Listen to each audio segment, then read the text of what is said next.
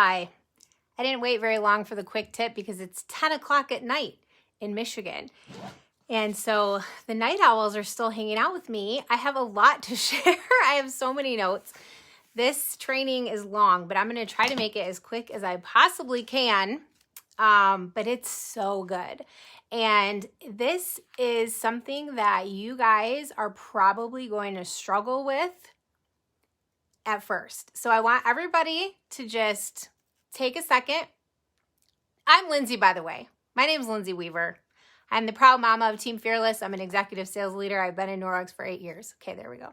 Anyways, I want everybody to just take a deep breath and just let your minds go so that you can hear what I'm saying and accept it and make space in your brain for what I'm about to share, okay? Thank you about the makeup, Rachel. I did it just for you guys. Trust me, I didn't wear makeup until about 8:30 tonight. But this is my big training debut with notes. I never, ever train with notes. I like to just speak. But there's so much in this book, you guys. Okay, so here's what happened. I went to Deanna's team meeting last week. Kendra McDaniel talked about the book Go for No. I immediately bought it. And then I bought Go for No for Network Marketing. And then I even bought Go for No Leader and Go for No 21-Day Challenge. I'm a little extra sometimes. But you guys, this book is gold. And I'm going to share the best I can out of this book, but you have to just read the book. There's no way that what I'm going to share with you is going to even come close to the content and the gold in this book. But I'm going to get you started on this mental process of going for no instead of yes. And then when you read the book, you'll be a little bit like, okay, I think I can handle this, right? So the point of this book is the more no's that you get, the more yeses you are going to get. Shocking, right? It's just crazy. You literally can achieve whatever you want if you're willing to hear no enough times. Most of us hear no a certain amount of times. We have our threshold and then we stop because we're like, screw this. I'm done hearing no. Norwex is a failure. I'm a failure. I'm done, right? You know what I'm saying?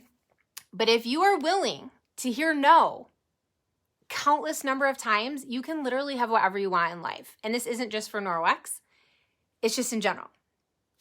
But here's the kicker. This book is teaching me that it's not just about being willing to hear no. It's about actually wanting to hear no, going after hearing the no, intentionally increasing the rate at which we fail or the rate at which we hear no. It sounds crazy. I told you guys to take a deep breath in the beginning. It's called Go for No, Kim. But don't buy Go for No. Buy the one for network marketing because it's the same concepts, but this is way more information. And I felt the original Go for No was a little slow. So just get the Go for No for network marketing. Anyways, this is a radical change in our mindset. And most of us in general are rigid thinkers. Hi, Terry. You're going to get 2.0 tonight, girl. Most of us are rigid thinkers. And when we have rigid thinking, it does not allow us to be okay and accept that no and yes can go together simultaneously. We think we either are failing or we're succeeding. But if you can get out of your rigid thinking, you can understand and accept that you can be succeeding and failing at the same time simultaneously, okay? So if you want more success, you have to have more failure.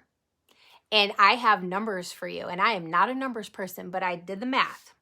They say that 1 in 4 hosts will join your team. So if you talk to 4 hosts, statistically speaking, you're going to have 1 yes and you're going to have 3 no's. Okay? But if you talk to 20 hosts, you are going to have 5 yeses. How many no's are you going to have?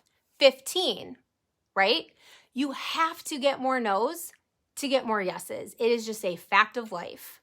So are you guys starting to see where this is going now? If you increase your failure rate, you are going to increase your success rate. This is the whole point. Same with asking people to host. So right now we're in a booking blitz. This is why this is perfect timing for this. They say 1 in 10 will say yes. Sorry, I'm getting real worked up because I love this topic. Hold on, I got to take a sip of coffee. Although that's going to dehydrate me and probably not help my dry throat. Anyways, they say 1 in 10 people will host. So same numbers, same math. You're going to have 9 no's and 1 yes, or you're going to have 10 yeses and 90 no's. Either way, you need more no's to get more yeses. Okay, but the only way that you're actually going to be able to do this is if you are able to increase your failure threshold or your failure quotient, which means you are able to, your failure threshold is basically the amount of times that you personally can hear no before you give up, or the amount of rejection that you are willing to endure before you get that success. You have to be able to raise that threshold higher and higher and higher. That's the only way. Because if you go out tomorrow and say, I'm going to get 100 no's, but you don't raise your threshold of rejection, you're going to bomb. It's not going to work out. Okay. So how do we do this? Like how does this work? Unfortunately, there is no easy button. This is called working on yourselves and making changes, making decisions about how you're going to think and how you're going to feel. And it's a mental reprogramming and it's an emotional reprogramming. Okay. So it's about changing the way that you think about the words yes and the word no. You want no to become a positive in your life. Right now, for most of us, no is a negative. This is a mental reprogramming where no is positive. Like I said in the beginning, you're not just willing to hear no, you actually want to hear no. You're excited and empowered to hear no, right? Rejection does not have to be this horrific, bawling your eyes out, crying in your pillow sort of situation. We somehow in our lives, and they mention this in the book, children will hear no thousands of times and they keep asking. They don't care. They give zero craps if you tell them no. Somehow between that and 41, which is me, I somehow learned that rejection is the worst thing that ever happened to me. But why? It doesn't have to be like that. So again, take a deep breath. Ready? Lindsay, I'm hearing you. This is what you're going to tell yourself. What if hearing no could just be annoying or just amusing? It doesn't ruin your day. Or what if hearing no empowered you and excited you and spurred you forth for greater success? Like, what if? Can you guys think of that? Because currently right now in this moment, I'm pretty sure that 99% of you don't like hearing the word no. But what if? Just dream for a second. What if no empowered you? Okay. So you want to turn your no's into empowering you instead of deflating you. So it's a mental reprogramming. It's you have to just rethink about the way that no, what no means. No is going to make you stronger instead of weaker. Okay. Then there's the emotional reprogramming. You change your mind, but then you have to change your emotions. And if you guys didn't know this, I'm going to give you a really cool bit of life advice. Your mind is very powerful.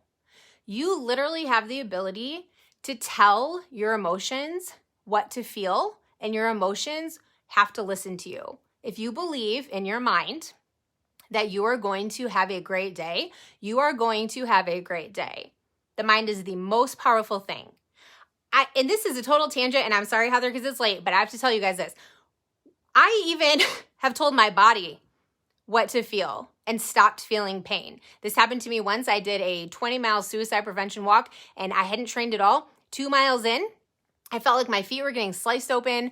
I was dying. I was in pain. And I said to myself, nope, I'm not doing this. I'm fine. And I went on for 20 more miles in no pain. So just know that your mind is very powerful, and you can have control over your emotions, and you can have control over what happens to you in your life. Okay. So you need to get past these deep concerns that you have with looking good, these deep concerns about how people are going to perceive you, these deep concerns that if they say no to you, they are rejecting you as a person and they think you suck. No does not mean that. No does not mean you suck. Most of the time, no is not personal. A lot of times it's not educated. People just don't know any better. They're crazy. They're out here using bleach, drinking Tide Pods for a fun challenge. They don't know that they're going to die of cancer, but It's that uneducated piece, why they say no to us, or just whatever the reason is, but it's not because of you. It's not because they hate you. It's not because they think you're ugly or you are a failure. It's none of those things. So again, we're separating ourselves from what we used to think no meant, right? You got to also, this hit me. He did this quote and I was like, whoa. You have to place a higher value on your impact in someone's life than on your fear of being rejected. Every time we offer Norwex to someone, we have the potential to drastically impact their life. Every single time. Are you really going to be that scared that they might tell you no, that you're going to miss that opportunity to totally change somebody's life? Okay? That's what rejection does. It allows you to not think about your impact and just to be a scared little kitten on the side of the road. We're not going to do that anymore. We're changing tonight. You also just have to accept that no isn't personal, like I said, but you got to accept it. You got to just actually believe it. Like I said, your mind is very powerful. Believe it, that it is not personal. And then also, you have to become less emotionally connected to the outcome of what's happening. And when we become too attached to the outcome, and I am really bad at this, you guys, because I have wanted to quit my job for years. I've wanted to quit. I've worked at my job for 17 years and I've wanted to quit it for about 17 of those 17 years. I've always wanted to be a stay-at-home mom, always. Well, now after almost 18 years with the state of Michigan, I have really good benefits and I make really good money. And so I have always put too much emotional investment into Norwex because that was like the one thing that was going to let me quit my job. Well, what happens when you are too emotionally invested in the outcome? Everything's a disaster, okay? Like when I would hear a yes, it was the best day of my life. And when I would hear a no, I cried in my pillow because I was too emotionally invested in the outcome. We need to get to a place where hearing yes and hearing no have the same emotional response. Obviously, let's be realistic. It's going to feel better to get a yes. It's going to be, great to get a yes. And it's going to be a little bit of a bummer to get a no.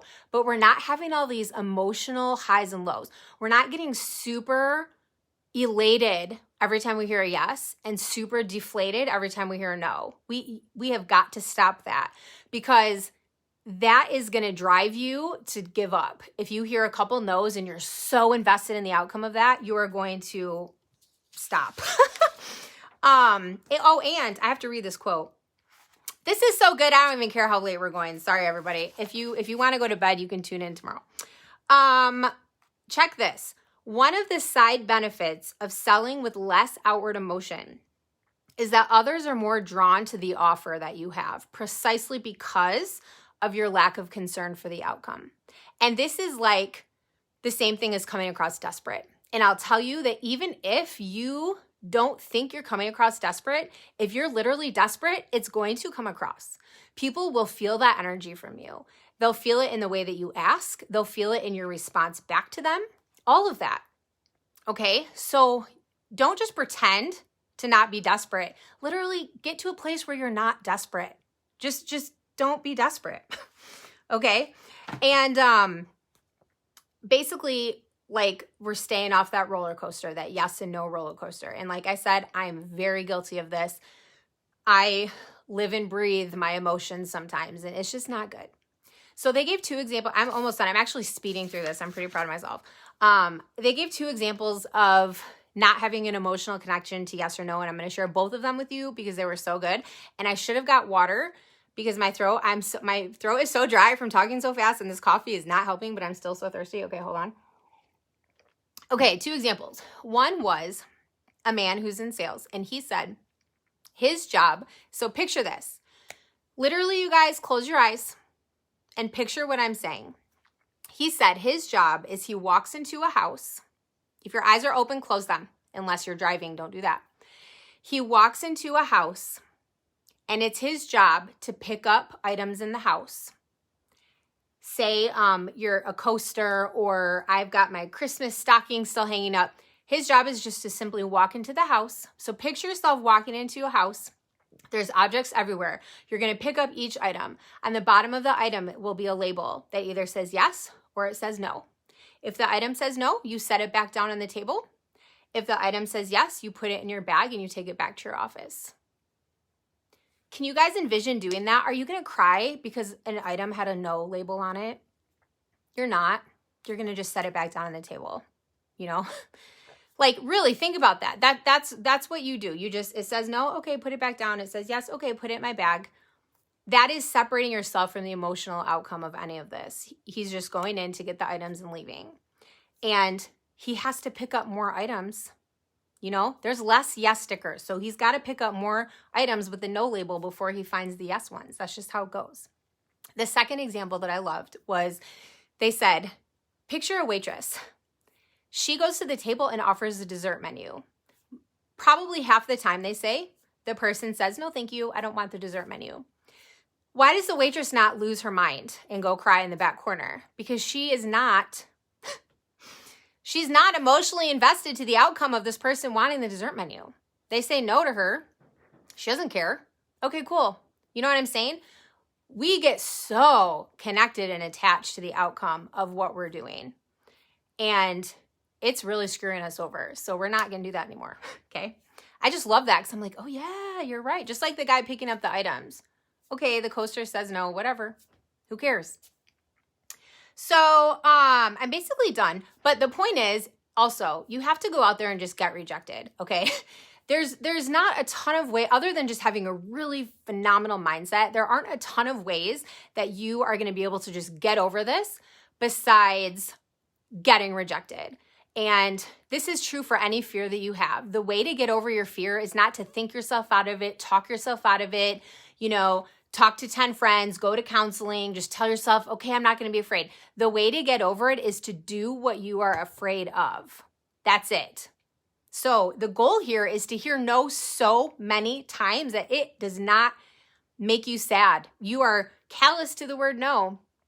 If you're going to do what the book says, you're excited to hear the word no. You know what I'm saying? You got to just go out there and just get rejected left and right. Terry, we've been talking about this and we have this thing now. Like she's doing the booking blitz. We were messaging last night and she's like, I got a no. And I'm like, awesome.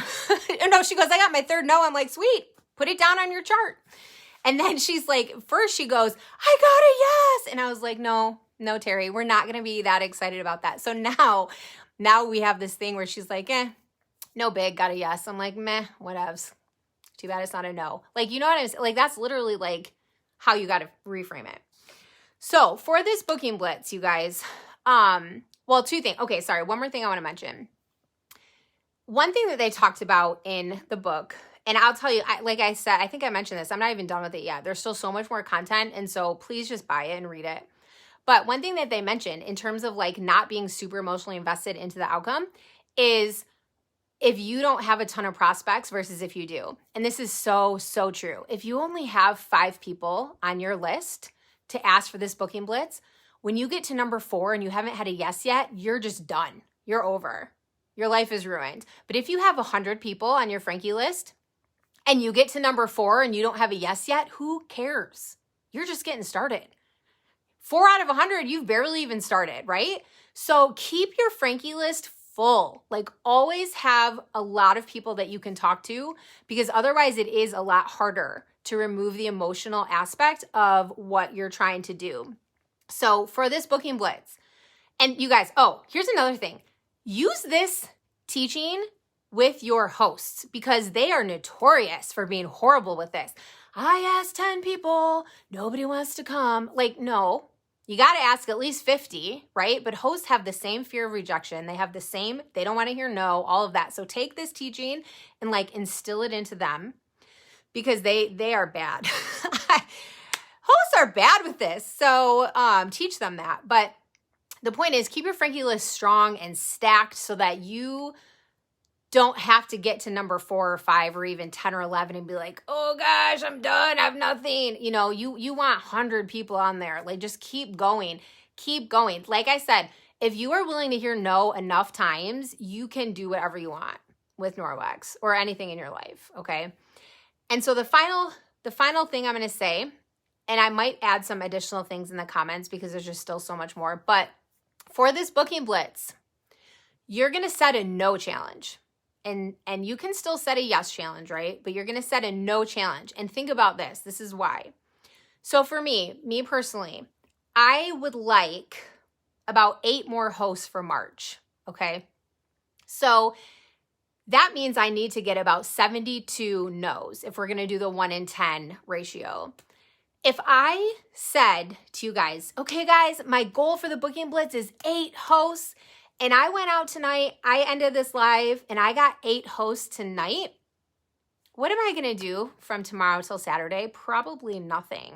I'm going to be like, yes, the booking blitz worked. I'm a rock star. I got my 8 hosts. I'm not going to do anything else. Because when you only set a yes goal and you hit your goal, you get lazy and you slack off, and that is your comfort zone. But if my goal is 72 no's, I'm not going to get 72 no's tonight. Even if I get 8 yeses, I'm not getting 72 no's today, right? You keep going until you hit your no goal, because that is pushing you further. That is like the next level of success. You don't just go for your yes goal, you go for your no goal. Because anybody, if they hit their 8 hosts, they'd be like, okay, sweet, and just chill. And that is the comfort zone that we don't want to be in. If you want to really, work your Norwex. If you're casual, whatever, apply this to your personal life. But if you really want to work your Norwex, if you want to quit your job like I do, if you want to, retire your husband on Norwex, whatever it is, you got to do the no goal, and you got to shoot for that goal, and you got to just push yourself beyond that. And failing more and faster is the way to do it. Because the more say I got to 200 no's, how many yeses am I going to have? And I told my team yesterday when I did the same training with them, I'm going to do an experiment. Like, I'm going to get my 72 no's, and then we're just going to see if I have more than 8 yeses. Because that will prove my point that if you just do a yes goal, then you're not pushing yourself. What if I end up with 10 or 12 or 15? So anywho, okay, I'm going to stop. Whoo, I'm worked up, okay? So if you guys have any questions, let me know. Again, the book is called Go for No for Network Marketing. It's $15 on Amazon Prime. And it's a very easy read. The pages are like this, it's not even like full pages. And it has a lot of direct sales testimonials in here. And then it's got the original author of Go for No teamed up with Ray Higdon, who is a direct selling god, I guess. And so Ray talks, and then the author talks, and then other direct sellers give their testimony. It's only 124 pages. It's a really quick read. And I want everybody to put in the comments what your no goal is for the booking blitz. Mine is 72 no's. So you're going to take the amount of hosts you want to get, and you're going to do the 1 in 10 ratio, and that is your actual goal for the booking blitz. And put it in the comments. I want to see all of the comments what your no goal is for the booking blitz. If you're not doing the booking blitz and you have another goal, tell us your no goal for whatever that is. If it's getting recruits, then it's 1 in 4 hosts. I don't know, just do the math, And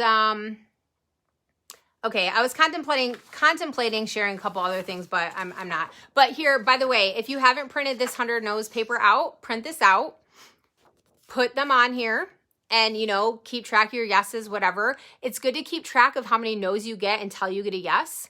They do say in the book too that if you keep track of how many no's you get, it also helps you to desensitize and like be aware of, what's happening in your business. So, okay, I'm going to go. Everybody tell your no goal, and you're welcome that I did my makeup just for you. And I even put in earrings just for you. And I kept on my bra just for you. Normally that would have been off about 6 hours ago. So you're welcome.